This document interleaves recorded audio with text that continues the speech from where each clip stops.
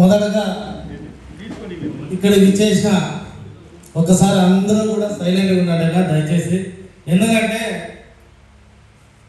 ఒక 1.5 year నుంచి మనం కొంచెం స్లోగా ఉన్నాం. ఆంధ్రప్రదేశ్ రెడ్డి సంఘం పేరు అక్కడక్కడ వినబడుతుంది, కానీ చాలామంది రెడ్డి కులస్తుల మీద దాడులు జరిగినప్పుడు కానీ, లేదంటే రెడ్లకు ఏదైనా అన్యాయం జరిగినప్పుడు కానీ ఆంధ్రప్రదేశ్ రెడ్డి సంఘం పేరు అనేది వినబడుతుంది, కానీ మన వాళ్ళు ఎక్కడ కూడా తక్కువగా కనిపిస్తారు. దానికి చాలా కారణాలు ఉంటాయి. కాబట్టి ఒక్క 5 నిమిషాలు నాకు టైం కేటాయిస్తే పూర్తిగా మన ఆంధ్రప్రదేశ్ రెడ్డి సంఘం ఏం చేయాలి, ఏం చేస్తుంది, ఏం చేయబోతుంది అనే విషయాలు ఒక క్లుప్తంగా చెప్పేస్తా. ఎక్కువ సమయం కూడా తీసుకోను. చాలామందికి తెలిసే ఉంటాను, నేను గంగులకుంట నరేష్ కుమార్ రెడ్డి, ఆంధ్రప్రదేశ్ రెడ్డి సంఘం రాష్ట్ర అధ్యక్షులుగా వ్యవహరిస్తున్నాను. అదేవిధంగా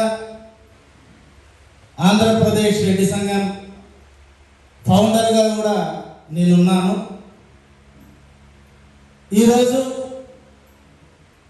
మనం అందరం ఇక్కడ కలవడానికి ముఖ్య కారణం ఆంధ్రప్రదేశ్ రెడ్డి సంఘం ఐక్యత, అభివృద్ధి, బలం, ఈ 3 మనకు ముఖ్య కారణాలు. ఇక ఆ తీర్మానాల గురించి నేను మరీ మాట్లాడతాను.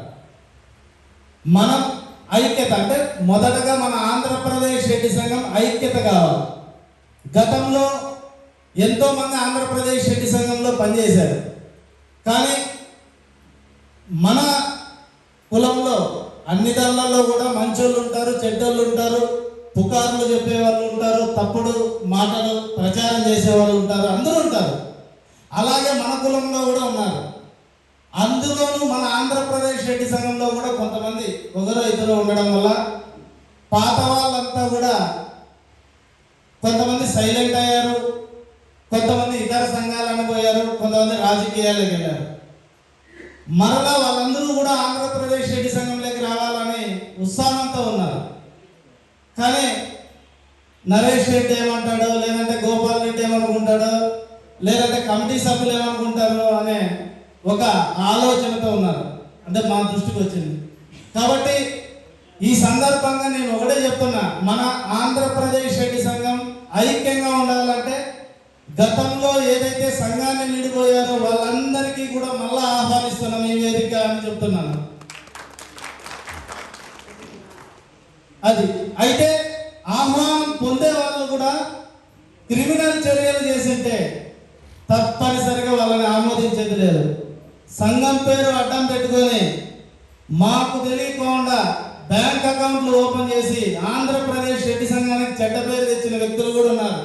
అలాంటి వాళ్ళని ఎట్టి పరిస్థితుల్లో ఆంధ్రప్రదేశ్ రెడ్డి సంఘంలోకి ఆహ్వానించేది లేదు. ఈ విషయాన్ని కూడా తెలియజేస్తున్నా.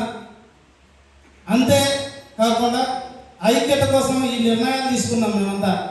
ఎందుకంటే మామూలే ఒక కుటుంబం అనేక తగాదాలు ఉంటాయి, కానీ మనం వేరే కార్యక్రమాల్లో కలసాల్సి ఉంటుంది. కాబట్టి ఈ నిర్ణయం తీసుకున్నాము. ఇతర సంఘాలలో ఉండే వాళ్ళని కూడా మేము ఆహ్వానిస్తున్నాము.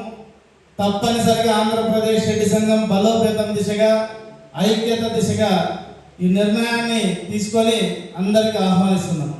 ఇక రెండో విషయం అభివృద్ధి. అభివృద్ధి కావాలంటే కంపల్సరిగా కమిటీలు ఏర్పాటు కావాలి. అందుకోసము ఒక కీలక నిర్ణయాన్ని కూడా తీసుకోవడం జరిగింది. జూలై అంటే ఆషాఢ మాసం పూర్తి అయిన తర్వాత రాష్ట్ర కమిటీ, జిల్లా కమిటీల పూర్తి ప్రక్షాళన జరుగుతుంది. ఈ కమిటీలకి 3 సంవత్సరాల కాలపరిమితి ఉంటుంది. ఈ 3 సంవత్సరాల కాలపరిమితి కూడా సక్రమంగా వాళ్ళు ఎవరైనా కానీ నిర్వర్తించుకొని వాళ్ళు అలాగే కొనసాగుతారు. కాబట్టి ఆషాఢ మాసం లోపు ఇప్పుడున్న జిల్లా అధ్యక్షులంతా కూడా తప్పనిసరిగా జిల్లా కమిటీలను పూర్తి చేసి వాళ్ళకి ఏ విధంగా జిల్లా కమిటీలు ఉండాలి అనేది రేపు లేదా ఎల్లుండి రోజున ఆ జిల్లా కమిటీల అధ్యక్షులకి ప్రొఫైల్ పంపిస్తాము. దాని ప్రకారం జిల్లా కమిటీలన్నీ పూర్తి చేయాలి. ఆ విధంగా పూర్తి చేసుకుంటే ఒక 3 జిల్లాలకు ఒక వేదిక ఏర్పాటు చేసి, లేదా మన సుభాష్ నక్క అన్నట్లు నంద్యాల జిల్లాలో మీటింగ్ పెట్టండి అంటున్నారు. తప్పనిసరిగా అదేదో జిల్లా కమిటీల ప్రమాణ స్వీకారము ఆ రోజున నంద్యాల జిల్లాలో ఏర్పాటు చేసేకి సన్నాహాలు చేస్తాం. అది అందరితో కూడా చర్చించి నిర్ణయం తీసుకుంటాము. ఇక బలం నిరూపించాలంటే సభలు తప్పనిసరిగా నిర్వహించాలి. ఏదైనా కానీ జన సమీకరణ బలం ద్వారానే మన హక్కులను మనం సాధించుకోగలం. ఆ బలం చూపించడానికి రాజకీయాలకు అతీతంగా, హోదాలకు అతీతంగా ఉద్యోగులను, వ్యాపారులను, వ్యవసాయం చేసే రైతన్నలను అందరినీ కలుపుకొని, విద్యార్థులను, యువతను అందరినీ కలుపుకొని మనం ముందుకు వెళ్ళాల్సి ఉంటుంది. కాబట్టి ఆ బల నిరూపణ కూడా ఒక్కొక్క మెట్టు వేసుకుంటూ పోయి 26లో మనం ఇదే నెల కావచ్చు, లేదా ఒక నెల అటు ఇటు కావచ్చు, ఒక భారీ బహిరంగ సభ కూడా ఇప్పటి నుంచే ప్రణాళిక ఏర్పాటు చేసుకోవాలి. ఆంధ్రప్రదేశ్లో రెడ్డి సంఘం యొక్క బలాన్ని, మన జన బలాన్ని చూపించడానికి ఒక వేదికను ఏర్పాటు చేసుకొని ఇప్పటి నుంచే దానికి కార్యాచరణ రూపొందించుకుంటూ ముందుకు వెళ్ళాలి. దానికోసం ఇక్కడ ఎవరైతే బాధ్యులుగా ఉన్నారో, సంఘంలో పదవులు ఉన్నారో వాళ్ళందరూ కూడా మమేకమై ముందుకు పోవాలి. దీనికోసము ఇప్పుడు చాలా మంది అంటున్నారు, నరేష్ రెడ్డి వ్యాపారంలో బిజీ అయిపోయి పట్టించుకోలేదు సంఘాన్ని. దయచేసి మాకు కుటుంబాలు ఉంటాయి, మాకు పిల్లలు ఉన్నారు, వాళ్ళ చదువులు బాగోగులు కూడా చూసుకోవాలా. నేను పూర్తిగా ఒక పక్క నా తమ్ముడితో కియాలో వ్యాపారం చేస్తూ కార్లు పెట్టి దాని సపోర్ట్తో నేను సంఘంలో తిరిగా, చాలామందికి తెలుసు. కానీ ఆ రోజు తిరిగిండే దానికి ఎక్కడో దాతలు కొంతమంది సహాయ సహకారాలు అందిస్తే దాన్ని కూడా అపోహలకు సృష్టించి నరేష్ రెడ్డి తిన్నాడు, నరేష్ రెడ్డి ఇల్లు కట్టినాడు, నరేష్ రెడ్డి కారు కొన్నాడు. మరి నేను 3 సంవత్సరాల నుంచి ఎక్కడ సంఘంలో నేను ఎక్కడ తిరగట్లే, కొంచెం యాక్టివ్గా లేను. అంటే బాధ్యతలను చేస్తున్నా, నా వంతు నేను ఏదైనా సమస్య వస్తే అధికారులతో మాట్లాడుతున్నా, నా వంతు ఏదైనా నా అవసరం ఉంటే వెళ్తున్నా. కానీ ఈ 3 సంవత్సరాల్లో 2nd ఫ్లోర్ ఇల్లు కట్టా, కొత్త కారు కొన్నా. మరి ఏ సంఘం ఇక్కడ నుంచి వచ్చింది నాకు? ఫస్ట్ ఇవన్నీ కూడా మనమంతా ఆలోచన చేయాలి. ఎందుకంటే ఇది మన సంఘం మీటింగ్ అంటే చెప్తున్నా. ఎవరైనా అట్లా విమర్శ చేస్తే పలానా చోట అవినీతి పాలనంటే వెంటనే నా ఫోన్ నెంబర్ ఉంటుంది కదా, నాకు ఫోన్ చేయండి, నన్ను అడగండి. మన రెడ్డి లక్షణం ఏం తెలుసా? డైరెక్ట్గా మొహం మీద ప్రశ్నించడం. మనం ఆకలితో ఉన్నవానికి అన్నం పెడతాం, ఏదన్నా తప్పు అంటే డైరెక్ట్ ప్రశ్నిస్తాం. ఇప్పుడు జగన్మోహన్ రెడ్డి కానివ్వండి, ఇంత పెద్ద నాయకుడు ఎట్లయినాడంటే ప్రశ్నించినాడు, ఆ రోజు నిలదీసినాడు. కేంద్రం అన్న అడ్డంకులు వేసినా కూడా ధైర్యంగా ముందుకు పోయినాడు. అందుకే ఆయన 151 సీట్లతో ఎమ్మెల్యే అయినాడు. అంటే నేను ఎందుకు చెప్తున్నా అంటే మనలో మనం చోటు కొనుక్కోకండి దయచేసి. వాళ్ళు అట్లా చెప్పినారు, వీళ్ళు ఇట్లా చెప్పినారు, నరేష్ రెడ్డి అట్లా, బాబు రెడ్డి ఇట్లా, గోపాల్ రెడ్డి ఇట్లా, రామకృష్ణారెడ్డి ఇట్లా, ఇవన్నీ దయచేసి మీ చోటు పడిందా దాని మీద క్లారిఫై తీసుకోండి. ఎవరున్నా కానీ అది ఇప్పుడు రమణారెడ్డి సార్ ఉన్నారు, లేదంటే చాలా మంది ఉన్నారు. గతంలో ఎంతోమంది వాళ్ళకి పాపం లేనుకొని చెప్పారు. అవి ఏంటి వాస్తవాలు, ఏంటి అవాస్తవాలు? ఇప్పుడు సైకిల్ రామకృష్ణారెడ్డి అని ఉన్నాడు.